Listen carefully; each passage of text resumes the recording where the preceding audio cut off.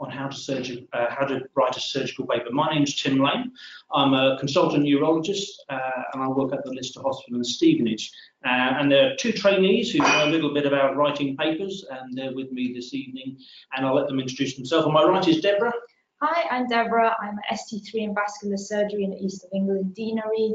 I have also done a PhD and have some experience in writing paper. And on my left is Wilson. Hello there, it's Wilson Toll. I am an NIHR ACF in urology in London as well, and I've also done a PhD as well. And with us also this evening, you can't see them because they're off screen, is Rosie, Ashley and Carly. They're all from the Royal College of Surgeons, and we've got Helen on IT who assures me everything's going to go really well. So no pressure there.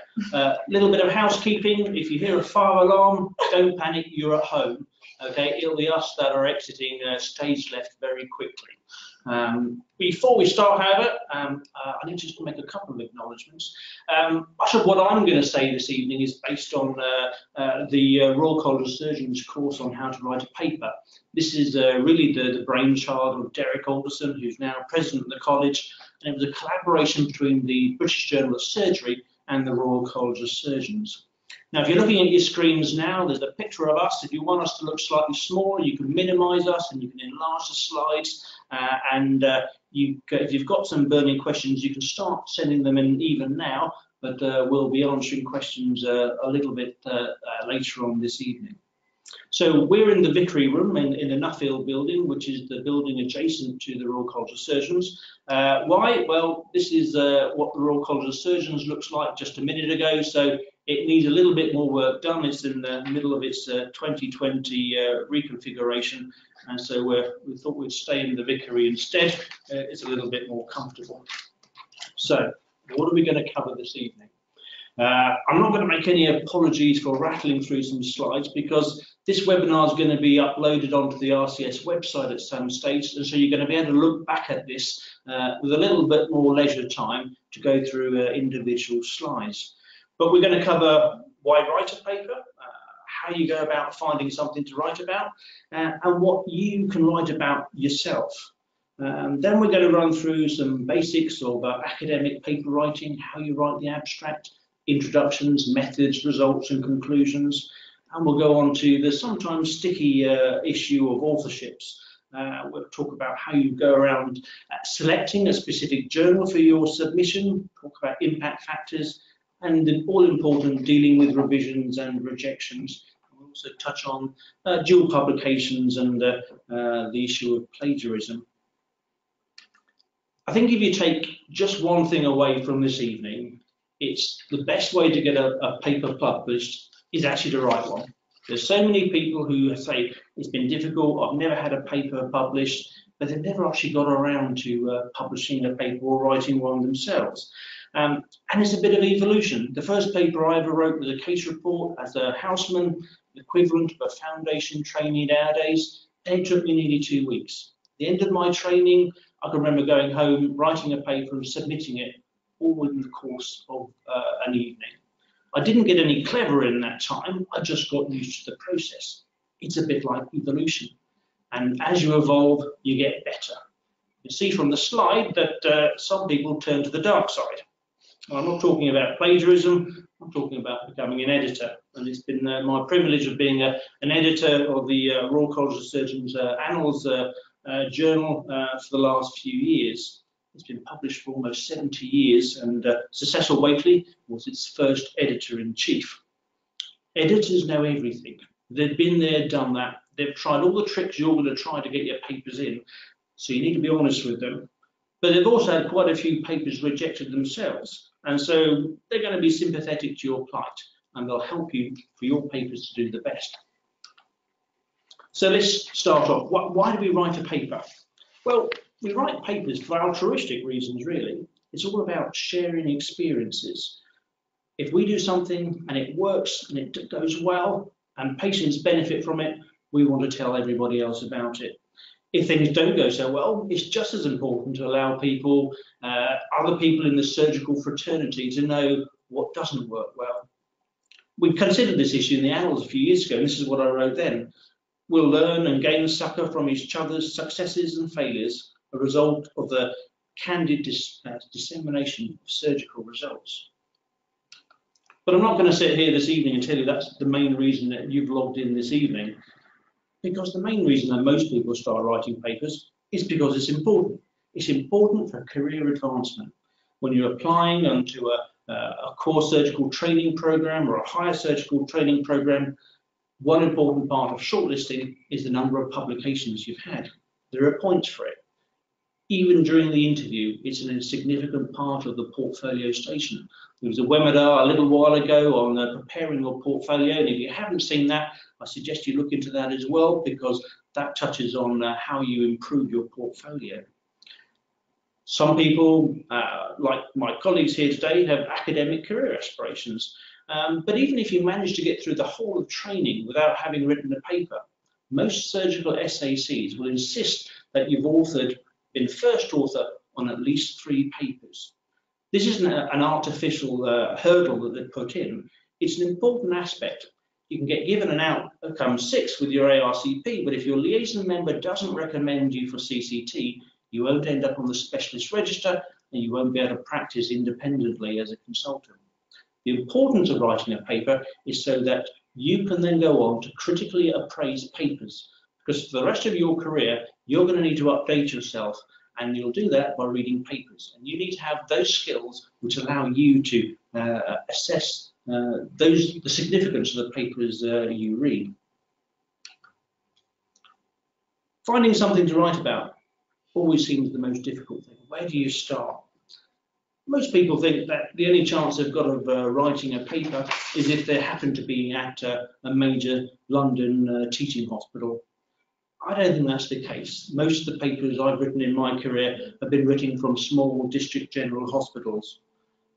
You've got to ask yourself when you're there, what works well? What would work well elsewhere?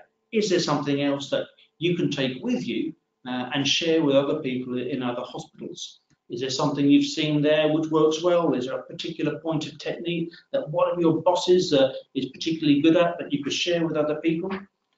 And you can review any innovations in your hospital. But it doesn't always have to be about a new technique. It can be about the way you deliver that service. There are numerous submissions to the journal I work for about patients now being FaceTimed by doctors, use of technology, social media, the use of nurse-led clinics. As an editor, I'm much more interested in those routine procedures and how they're delivered, rather than a minor pandoodlectomy, which nobody's ever heard of and has a 3-month follow-up period. Okay, that's not going to change practice. Common things done well are the things that journals are interested in. So what can you write about? You can write about case reports. This has always been the traditional first step on the ladder. It's often difficult to get case reports accepted nowadays, but they're still there. It doesn't have to be the only case ever described, but if they're smaller numbers, they will be interesting.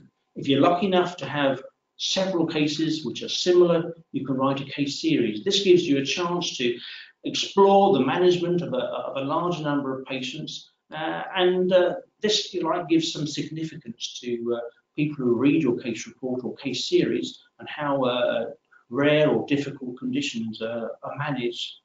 You can write about prospective clinical trials. You may be laboratory based, and you can write a laboratory based research paper. But there are also review articles, meta-analyses and editorials. Review articles are things you can do without necessarily having a specific patient population to worry about. You can often combine this with a senior colleague on the firm you're working in to give an appraisal or an update of the current thinking in a particular field. Meta-analyses and Cochrane reviews are very difficult. They take an awful lot of time, and I suspect if you're starting out on your academic career, you're probably best placed to lead in these a little later. But many articles you may read and see in the published press, you know, sometimes you can read those, and occasionally a well-timed letter to the editor pointing out a discrepancy or an alternative viewpoint will be published, but that also counts as a publication. If we will run through basically how you go about writing a paper, we need to start with the abstract. Now that's the beginning of your paper. The abstract is actually, in fact, the last thing you want to write when you're writing your paper, because your abstract is going to be essentially a reflection of the whole paper. So make sure it's the last thing you write. But of course, it's the most important part of your paper, because it may be the only bit of your paper that anybody ever reads. When they cursory flick through papers, they'll look at the abstracts, and it's the sort of thing they're interested or they want to know more about, then they'll come and read the rest of the paper. It's the same with submission. Your editor's likely to look at the abstract first to get a general gist of what the paper's like, to see if it's worth reading the rest of this. So abstracts are important, but best written last when you're at home writing these things. It has to be very carefully structured. It essentially involves a very brief description of each section, and everything needs to be there. Nothing that's in the abstract can be new. It has to be a reflection of the paper as a whole, and it has to be a reflection of the introduction, the methods, the results, and the discussion. So if we start with the introduction, this is your opportunity. This is where you sell your paper. This is where you explain why your endeavour is going to be useful. You need to explain the rationale for the study and describe how your particular intervention is placed in the historical context. So if you're talking about a new robotic procedure, for example, you'll need to compare that with the standard open counterpart, and you need to look at some of the potential benefits which you feel are going to be accrued by this new technique, some of the drawbacks of this new intervention. You might expect less blood loss, less pain, a shorter hospital stay with a robotic procedure. But of course, the drawbacks may be that there will be oncological safety issues. In other words, you may have a larger number of positive margins in terms of the final histology. So these are the things you balance up in writing your paper. You need to state the aims of the study very clearly and do your best to demonstrate as much originality as you can. It's got to be something that's worthwhile to be tested, a real improvement, something that's going to affect patient outcomes. And you need to demonstrate your scientific credibility. It doesn't have to be just surgical outcomes. It can be quality of life issues. It can be patient prompts. Basically, anything that may show a benefit for patients undergoing surgery. When it comes to the methods, this is the bit which will have most scrutiny for your paper. So it's important to get this bit right. You need to define who your study subjects are and your study design. Because if your study design isn't sound, then there's going to be problems in how the results of the paper are going to be interpreted. This could be a prospective study, a retrospective study. It could be interrogating a retrospectively data from a database of historical figures, or it could be from a database where data is collected prospectively. Study samples may be randomized, it may be a blinded study, it may be double-blinded study. You need to make sure all these things are very clear about your study style in the methods. Virtually every study that is submitted to a journal will need ethical approval. If it doesn't need ethical approval, you should at least have passed the study through your local ethics committee. Journals don't have time to offer you ethical approval for your individual studies. So this is an essential part of making it clear that you've already jumped over that hurdle before you submit your paper into a scientific journal. And you need to make sure that your statistical analysis and justification is clear. Is your study appropriately powered, for example? So this is the meat of your paper, and this is where a lot of the people will come undone. When it comes to the results, you need to keep this quite simple.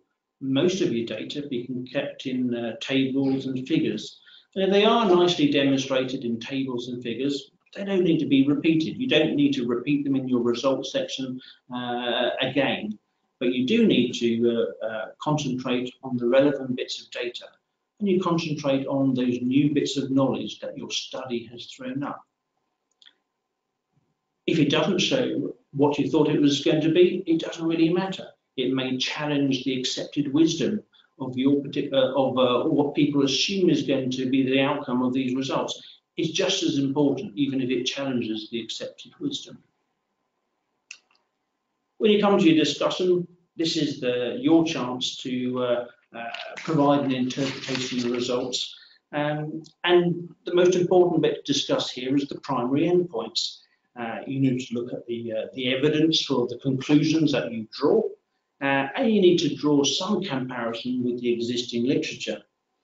You need to acknowledge some of the weak points in your study, and it's better that you mention them in your study than have a reviewer point that out later. It's very difficult, it's very easy rather, to become very enthusiastic about the outcomes of your studies. 5 cases with good outcomes is not going to change national practice, okay? So you need to tailor your language, such as this warrants further investigation. It may suggest a multi-centre study might be useful, something in all that sort of order. So you need to be careful about the conclusions you draw, but if they are encouraging, it can suggest that other people also adopt this and look into it a little further. Authorship, you would have thought, should be quite straightforward. It's an important part of the submission. It's not an opportunity for you to list all your friends, all the consultants in the department, and the chap who swapped the on-call with you last week. Everybody needs their name on a paper, I appreciate, but that's not the way of doing it. It's much more important now, and there's a lot more scrutiny about authorship. Everybody has to have a defined role on the paper. And if you're submitting the paper and you're the corresponding author, you'll be asked to justify the role of every author on that paper. You'll need to be able to all take equal responsibility for the paper. And if there are problems with the paper, then there are some very significant consequences that can unfold. There have been very senior surgeons and senior clinicians who have been involved in papers which have been criticised at a later date, and their careers have suffered as a result. So it's important, okay? You can't have 10 people reviewing your manuscript and hope that they all get their name on the paper. And you need to check with the journals, because there is sometimes a limit to the number of authors that they'll accept for a paper. So you need to be clear at the outset, even before you're writing your paper, who's going to be involved, what their role is going to be, and who's going to be on the final paper. It avoids a lot of upset and a lot of confusion if you sort this out before you submit your paper. Perhaps the biggest mistake people make is in selecting the journals. It's absolutely no point most of the time for you to submit your case report to the Lancet or Nature, because they're not going to accept it. You need to know who's going to read your paper. You need to read the journal in advance. If that journal doesn't seem to be publishing papers like the one you've submitted, it's probably very unlikely to accept yours. So the most important thing you need to do is actually get the journal, look at what sort of paper it takes, and ask yourself, are they likely to publish my paper? You've also got to ask yourself, who do you want to see your paper? Now, if you submit your paper to the Annals, for example, then you know that 20,000 UK surgeons will see it. So they're going to be your peers, and they're the people who are perhaps you're going to be working with, or on interview committees and things like that. So that's a good way of working out what you want to get out of your paper submission. Impact factors are important, but so is just getting a paper published and getting your paper seen by the people who it's going to make the biggest influence on. So you need to see who your readership's going to be and who are your peers. The Annals, for example, concentrates on the practice of surgery. It doesn't concentrate on things like chromosomal translocations and DNA copy number change. So it needs to be a clinical paper if it goes to the Annals, and that's the sort of thing you need to make a judgment on for every paper or every journal you submit your paper to. If you've submitted your paper and you get a reply back from the editor asking for some revisions, that's a good sign. It means they kind of want to publish your paper, but it's not quite yet. Dealing with revisions shouldn't be an adversarial process. They're there to make your paper better. The reviewers are the gatekeepers for journals, and they're really there to make you stop you making a public blunder. The paper will be better after revisions, and a better paper will reflect better on you. So you need to provide a point-by-point response to each of the points that the reviewers or the editor has made. You need to cut and paste these, you need to give a response, and you need to identify where in the paper and your resubmitted paper those changes have been made. Most important thing is to track those changes in your revised manuscript, because the reviewers and the editor will need to know what changes you've made, and if they're happy with them, they will accept the paper. It needs to be in a timely manner. If you've sent revisions and you reply a year later, there may well be more papers submitted to that journal, and your paper may not appear as attractive as it once did. So these need to be promptly dealt with, and you need to be honest. If there are things in your paper that you cannot change because that was the nature of the study or the way the study was designed, then you need to be upfront with the editor and say, this is something I can't change. But you can always offer to put in your discussion to identify this as a particular weakness of your study. Dual publications and plagiarisms, you'd hope wouldn't really come up very often as an issue, but it does. And there are some very significant consequences if you do submit and try to publish the same article in two separate journals. It's very simple. If you've submitted an article to a journal, you should allow that journal to peer review it and then give you their response. If you want to submit it to another journal, that's absolutely fine, but you need to give the journal to which it's already been submitted forewarning of this in writing and tell them that you want to formally withdraw your paper. That way nobody gets upset. But if you do submit it, even if you're thinking, well, I'm desperate to get this paper in before my coming up interview, so I better submit it to as many people as I can, if you're unfortunate enough and it gets accepted by two different journals, then you're probably going to have a few problems. Plagiarism, verbatim use of paragraphs which you've copied out of other texts, they will get picked up.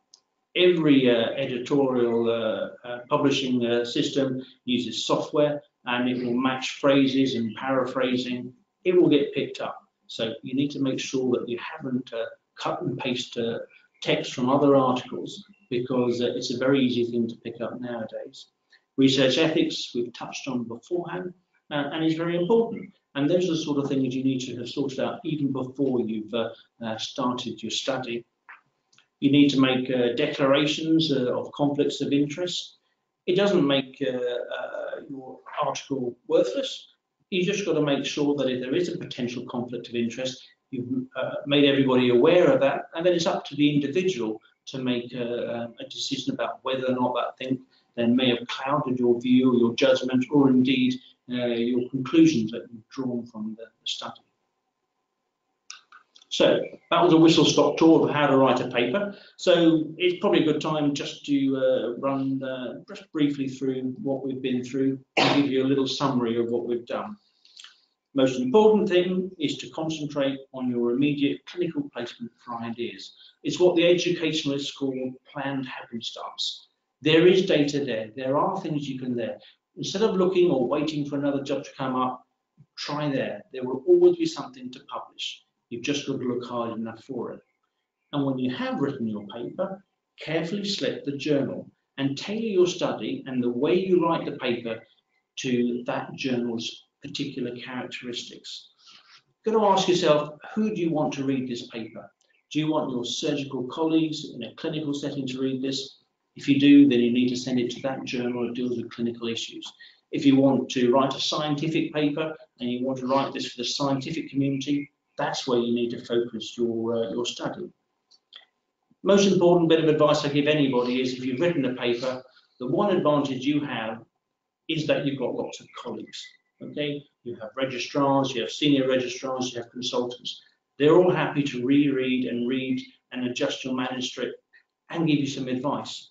We have this every day. Every day you turn up to work, there is someone there who's probably been through what you're going through now and are there to help. So use that, because it will help. If you do get requests for revisions, deal with them quickly and honestly, and that will normally ensure your paper gets published. And if you are unsuccessful, it's a bit depressing. But you know, papers and journals now are often sent back with feedback. So where reviewers feel that your paper isn't suitable for publication, they may still offer you some advice on what can be improved. And you need to take those on board, because it is possible to go on to submit it to another journal and it will be subsequently accepted. You shouldn't just simply send the same paper off to another journal. We get very many of those at the Annals. And I can almost tell you which paper, which journal has rejected that paper from the style in which that paper has been written. So take the opportunity of taking on board the reviewer's comments, rewriting it in the style that's required of the journal you're subsequently going to submit it to, and that should ensure that if you are unsuccessful the first time, you're likely to be more successful second time round. So that's a bit of a whistle-stop tour. Don't worry if that's a bit fast. It's going to be uploaded to the RCS website, and you can flick through the slides at leisure at a later date. So we're getting to question time now, and so we'll see if anybody's got any questions, and then we'll go through those. So what do you mean by scientific credibility? Can you give an example? That's a nice easy one to start with. I'll give that one to Deborah. No, I'm joking, I'll take that one. Scientific credibility, this is about something that's realistic. This is something that people will believe in. This is something that's useful. It's about credibility, it's about something that people will believe, it's about something that people will adopt and use. Someone else has asked, sometimes I find it difficult to balance what literature to review in the introduction and what to leave for discussion. Any tips on that? I think your introduction, the most important bit about that is selling your paper. The discussion and linking this with contemporary data and contemporary papers is often left to the discussion. Really about an introduction is setting the scene, putting your study in the context of contemporary practice.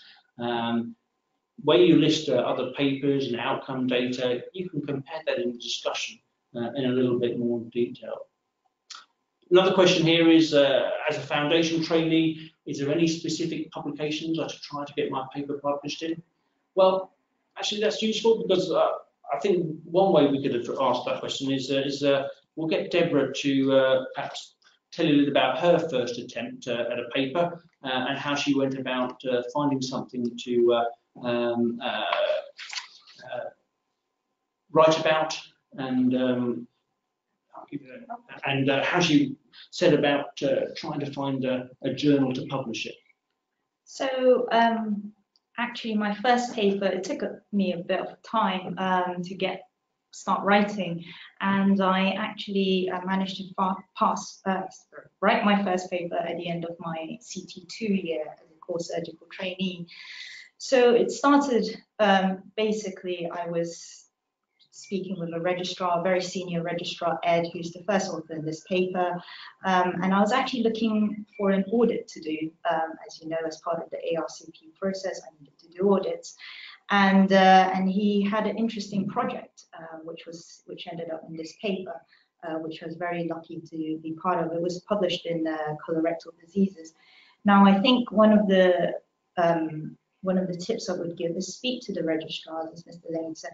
Speak to the registrar, speak to your consultants, you know, don't demand things of them, just be nice and just ask, you know, if anyone has any interesting projects that you can get involved in, which was exactly what I did, and it managed to pay off in my first paper. So the idea for the paper was actually Ed, who was my registrar at that time, and also the last author, who would be the overall supervising consultant. So that would be the consultant who takes overall responsibility for the paper. We managed to get some collaborative data from other hospitals, which was instigated by Ed. I helped with a lot of the data collection, and we kind of, between Ed and I, we managed to spread out the data collection and get all the data together. Ed, being the first author, did most of the work. He analyzed the data, he wrote most of the paper, and the idea was his to begin with. Authorship, that is, as Mr. Lane mentioned, very important. This is ultimately decided by the last author. and we had arranged how everyone contributed. So as I had helped Ed with the paper quite a bit, I got to be second author.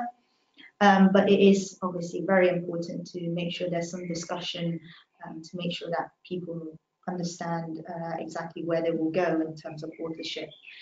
All authors contributed in kind to the final manuscript. So everyone had a look at the manuscript, agreed that they were happy with what we had all written, and they were happy with the data analysis, which is very important. And as I mentioned, the overall responsibility of the paper was taken by the last author, who was our consultant at the time. And the journal choice, that is very important. We were unfortunately rejected by our first choice of journal, but we managed to get it finally accepted by the second choice. So when you're submitting, I think it's very important to at least have a think of the journals that your paper would be suitable for. Have a backup choice as well. Hopefully you don't need to use your backup choice, but it makes things easier to have that somewhere in your head when you're thinking of submitting your paper. What about you, Wilson? So you've written some papers. So when you were thinking, right, I'm going to write my first paper, where am I going to submit it to? How did you go around sort of finding something to write about and where to publish it? I think I would echo Deborah's point in that as trainee, as junior doctors, we move around different specialties very frequently, and it's not always possible to have a good grasp of the specific area that you'll be working in. So it's very, very important to try and pick your senior colleagues' brain, because they are so knowledgeable. They have been working in this area for quite some time, much more experienced than you are. And another point that I would add is on a technical perspective. On a technical point, is that there are softwares out there, such as EndNote and Reference Manager, that you could use to as an add-on to Microsoft Word, that you can select the references, so that you could, when you write a paper, you can add the references electronically to your paper, and as you edit your paper, it automatically populates the reference in a style that is appropriate to the journal that you are intending to submit your paper to. Well, that's a very good point. And also, as you carry on with your career and you write more and more papers, and you perhaps become more specialty specific, you accrue this library of papers which you'll often be referring to and putting in your references. And of course, one of the real painful things as you adjust text in papers is changing the references. Of course, EndNote programs like that, other programs are also available, are very useful. So that's that's a good point. Have we got any more questions coming?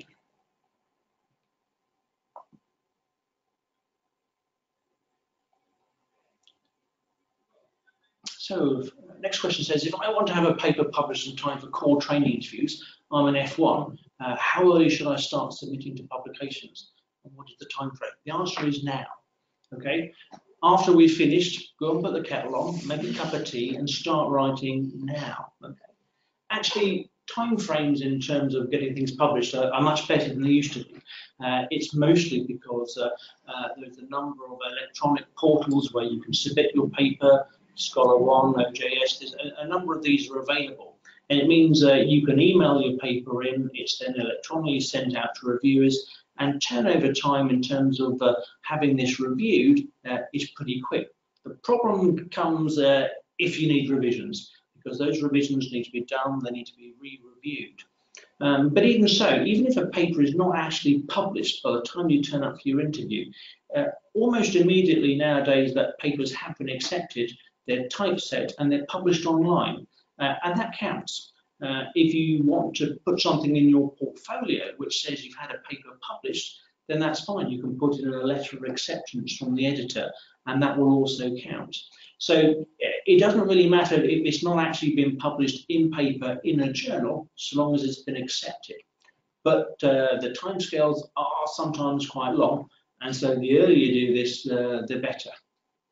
Next question says, how early should I start writing papers? Wilson, how early should you start writing papers? I would have the same answer, which is that as soon as possible. Nursery school? Type school? Later? So the way that I look at this is that you have to have a range. You have to look at your career and think about when you need these papers. So for myself, I'm sure it's the same with Deborah. I have some smaller projects, for example, case reports and so on, that you think is going to be a higher turnover rates, is going to be published in earlier, and then you have some big projects that you work on that you probably won't see the results of that in several years down the line.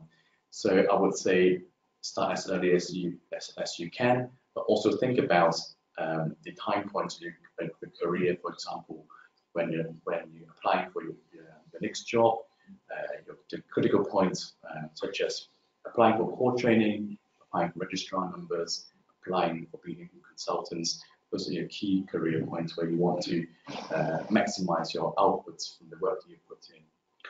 I think the best answer is you start writing as soon as possible.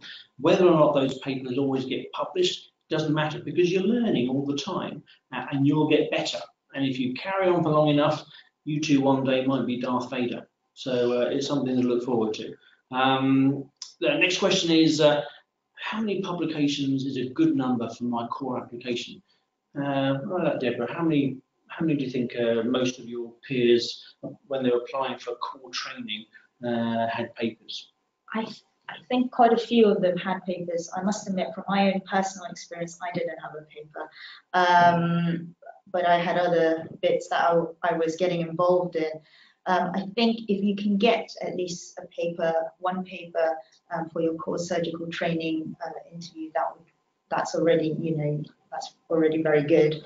What would you suggest? No, I think in the days when there was shortlisting for getting into core surgical training, there were points allotted to specific numbers of papers. I think most core training is long listed now, but I think it's important if you have a paper you can discuss. It's important if you can put that paper in your portfolio, because it is something that the training committee or the selection committee will want to talk about. And so I think I don't think anybody will expect that you need hundreds of papers, but the fact that you've written one and you've been through the process means that they will know you've learned a lot from that. You've had to deal with revisions, you've had to deal with rejection, and that's an important part. And they'll know that you're much more likely to be able to critically appraise a paper in future. So I think if you've got one paper, that's a huge bonus. So there's another discussion here. Does having papers in your name help secure a surgical training post in the UK? I think the answer is it helps. It's not the be-all and end-all of things, but as most things, it's a way about differentiating yourself from your peers. And in terms of application forms, and shortlisting, and in your portfolio session, that's going to help in the discussion. So the answer is yes. It's not the most important thing, but it carries a reasonable weighting. And regardless of whether you secure a surgical training post or not, it's still going to be a requirement of your time in higher surgical training in the UK that you have at least 3 first authored publications. And without that, you won't achieve CCT. So next question, whereabouts in the discussion do you recommend putting limitations? Well, it very much depends on how you write your discussion. I think the discussion should focus on your endpoints and bring out the significance of those. I think once you've made your conclusions, I think you then just got to put in a caveat, perhaps shortly afterwards, to say, well, although this is the conclusion we've drawn, there are some weaknesses to our study, and this is what we would suggest. I think as long as you're not too over enthusiastic about the conclusions you're drawing, and you put in those limitations, it doesn't detract from the paper as a whole. Is there a special format for an audit to be published? Wilson? Audits are becoming more and more of a norm as part of requirements for junior doctors. And what I've found in my experience is that it's very, I find it easy to publish in a poster format, in a conference, but unless you have any new information, it's difficult to write it as a scientific paper, because it doesn't influence practice, but rather an audit per se. By definition, you're measuring against a standard.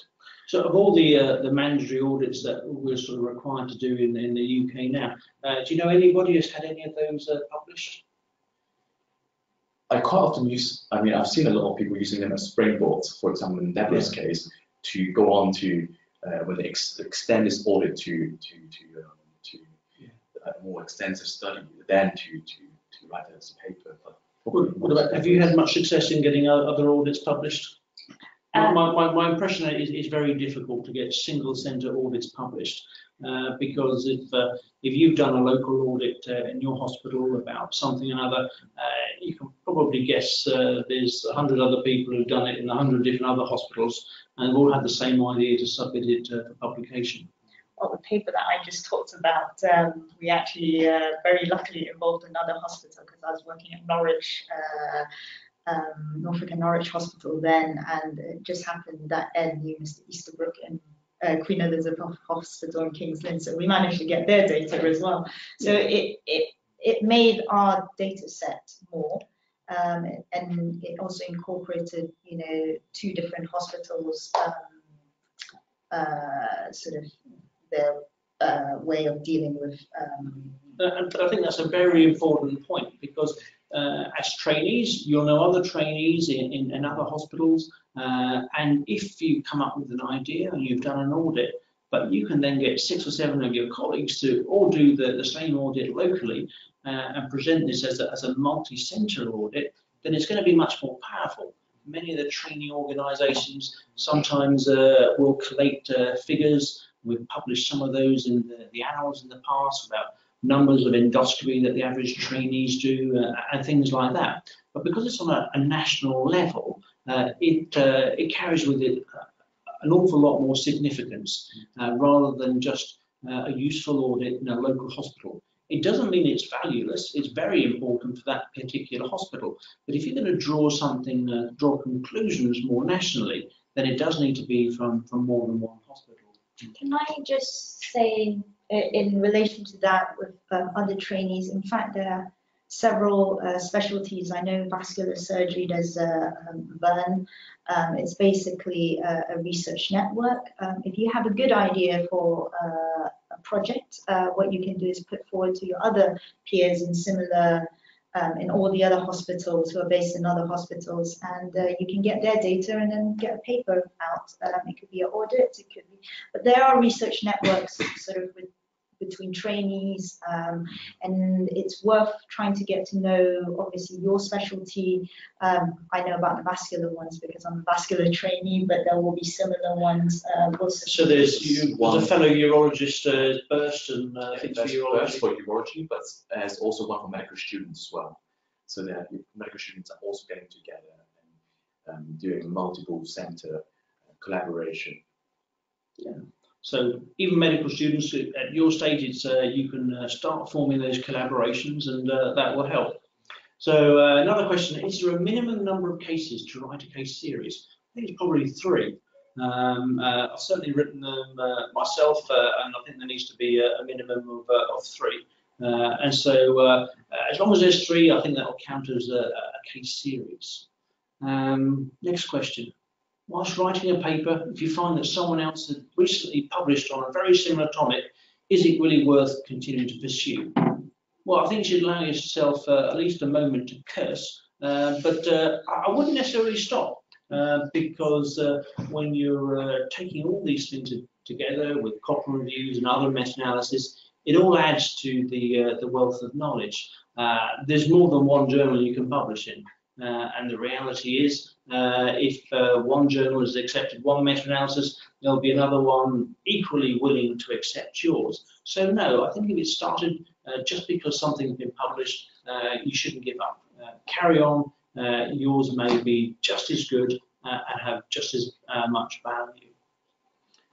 Next question is, are we allowed to publish papers with the department which we're no longer working in? For example, if I continue working on papers starting in my FY2 during my core training in another deanery, is that okay to do? And do I then need to give my new deanery credit? Well, absolutely. You can collaborate and write papers with anybody from whatever hospital you've worked in.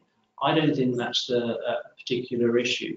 In terms of who gets credit, I'm assuming you mean about authorships then, but that's the sort of thing that should have been sorted out at the beginning of your study. So everybody knows what they're committing to, and everybody knows what they're going to, where their name's going to go on the paper, and what they're going to have been credited with in terms of that. So in terms of that, I think the senior author on the paper should have sorted out long in advance, but by all means, carry on collaborating wherever you go on to work. Next question. So if I quote a statement from a paper and write it in the references, would it still be considered as plagiarism? I don't think so. I think plagiarism is where you've actually passed off something that someone else has written. You cut and paste a paragraph and you think, well, that sounds good. I might put that in my discussion because they put that really well. I think if there is a quote or something you've used, you put it in speech marks, you reference it, then that's fine, because you're then not claiming that it's your statement. You're simply saying that this is what someone else has said and you're re-quoting that. So you're not claiming it to be your own, you're acknowledging and giving due reference to the initial person in terms of what they've contributed. Next question, how long do papers stay credible? For example, can I still talk about a paper written in my foundation year at an ST3 interview, or focus on more recent papers? I think you can talk about whatever paper you want at whatever stage of your career. So I think it really depends on the paper you've written. You'll often be asked at an interview, of all the papers you've written, which is your favourite, or which one do you think has made the most significance in terms of changing clinical practice? And so whether you wrote that when you were an F1 or an ST3, I don't think really matters. Next question, can a scientific paper and a scientific conference be submitted at the same time? Have you done that, Wilson? I'm not sure. I've certainly submitted a poster as well as a paper. Is that what I think that's what the question is asking, isn't it? Yeah, whether you submitted a paper and a conference. I think as long as you acknowledge that you've done that, I think that's because they're in different formats and you're acknowledging their different medium that you're presenting your finding. I think that's a kind of way of disseminating. From my point of view, we get many submissions, and the author will often write, this was presented or selected as a prize presentation at the ASBGI, and we're now submitting this to the paper. So I think that's entirely reasonable. But again, it's important that you just acknowledge that this has perhaps been presented or published in abstract form before, but you're now perhaps building on that initial abstract, building on that initial work, putting it into a full-blown scientific paper. So I think, yeah, that would be entirely reasonable. Who can help with systemic reviews, especially the statistics and analysis? For that, there is some advice. So this is a shameless plug. So which is why this is what you need to do. This is how to get your paper published from all good bookshops, including the Royal College of Surgeons. So it's based on a series of papers which were published in the Annals of the Royal College of Surgeons, and it covers things just like this, and it enables you to look through in a slightly more detail and give you the advice you need. So there is information out there. Apart from speaking to colleagues who have done this beforehand, there is some advice out there. So if you're looking for the answer to that one, is go and buy a copy of this book. It's good value. So number 7, that's a really good question. So this is a question which asks, what do you think about journals that charge submission and publication? I should have skipped that question because that's a difficult one. The answer is that it's increasingly expensive to publish journals. I think the real answer to that is you need to select the journal and make an assessment of whether or not it's the sort of journal that you read, your peers read. There are journals out there which will publish your paper. As long as you pay the fee, it will pay for the review, it will get published. That's not necessarily the best thing for you. What I said earlier on in one of my slides was you need to think about what journal you submitted to and who you want to read the paper. If this is a journal which basically nobody reads, then it's not going to do you an awful lot of good. It's not going to enhance your CV very much. But there are some costs associated with publication, and sometimes journals do need to recover some of their costs, and I don't think that's unreasonable.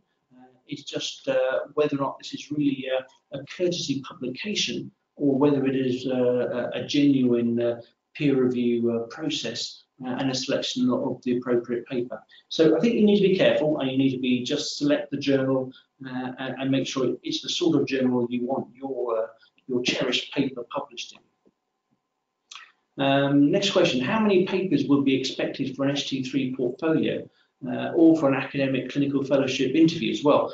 Wilson, you've been to an academic clinical fellowship interview. How many papers did you think they need from you? I'm often asked that question, and I think there are two ways of thinking about this. First of all, you can think about it in a purely strategic point of view. You can look at the application form, and it tells you exactly how many points you're going to score for how many papers you've published.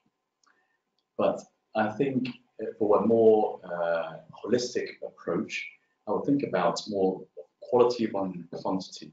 It's not the number of papers that's published, but more so what is the new data that you're bringing to the community, and the relevance of that in your line of career that you project yourself into. That's how we look at it. So it's not really a magic number at each stage of the career so much, but it's more quality. I think that matters most. What do you think, Deborah? Has anybody sort of given you a suggestion when you're applying for jobs, or have you talked to your peers and worked out how many papers, what's an average number for someone applying for an academic job nowadays? I think I agree with Wilson. I think it is quality as well. There are going to be some people who have published 20 papers, and there are going to be people who haven't. Now, I think in terms of, yes, it's important to show that you have published papers, or at least have one paper under your belt. But in terms of interviews, it's also about the rest of how you present yourself as well.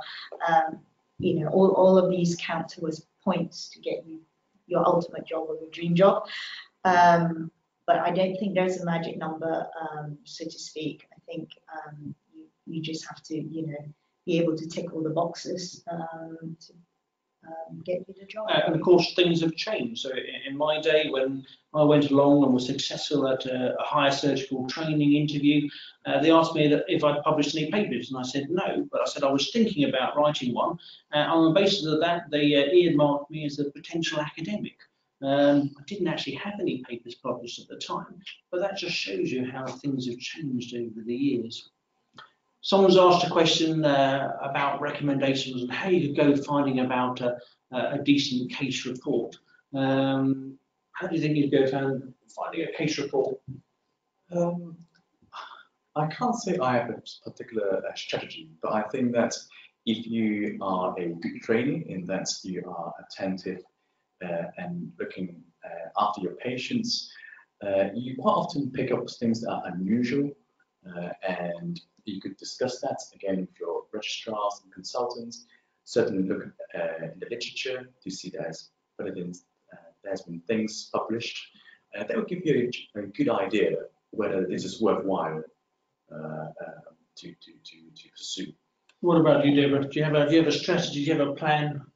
No, I was very lucky in that, again, it comes down to talking to your seniors, to your consultants or your registrars. I have published a couple of case reports, and in that I spoke to them and someone said, oh, we had this really interesting case that's come through recently. Deborah, do you want to take the lead, and I did. So yeah, speak to your seniors. I think it's important when you're thinking about submitting your papers to journals, and the question about whether you go to a journal that promises to publish a paper as long as you pay for it. Of course, there are lots of other ways. The most important thing is getting your paper published in a journal that's reputable, and particularly one that your peers will see.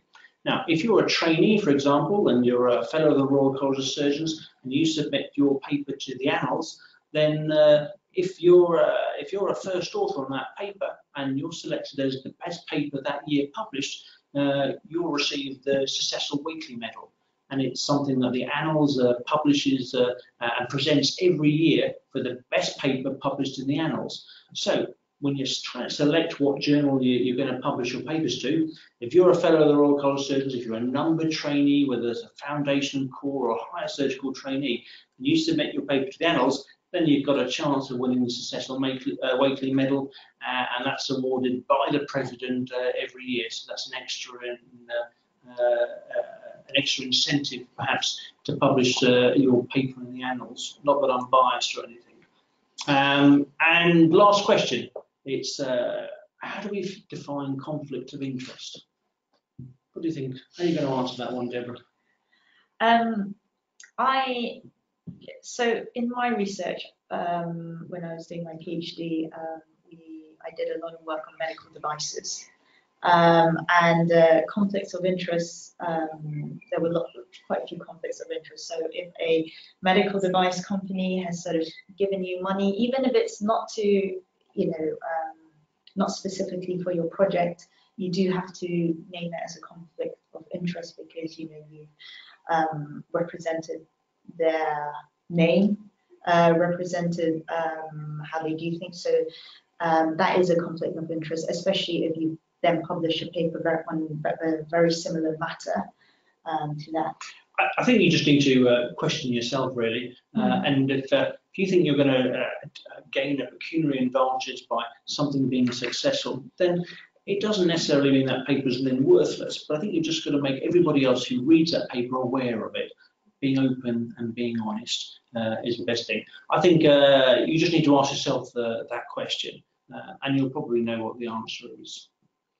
So I think we're nearing the end now, and so that gives me just an opportunity to say thank you for joining me this evening, and to remind you that this will be on the web page, which you can look through, and some of the answers to some of the questions as well.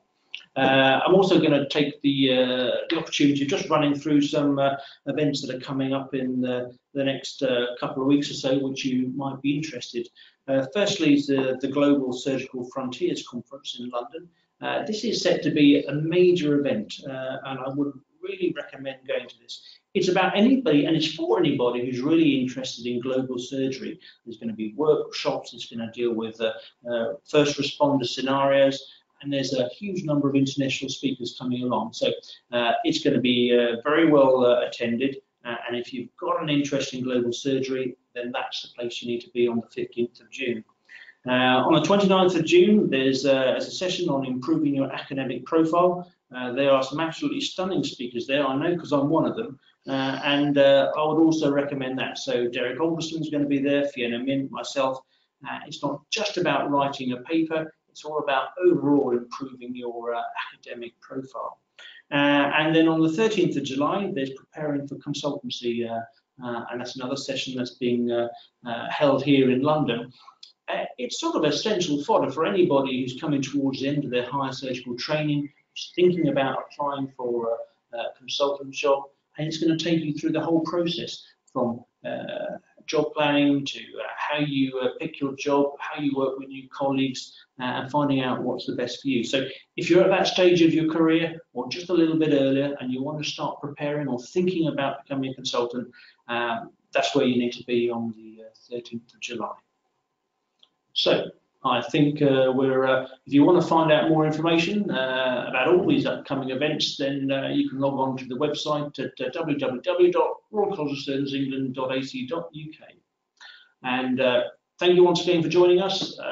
On behalf of Deborah, Wilson, myself, and everybody else you can't see behind the scenes, thank you very much and goodbye.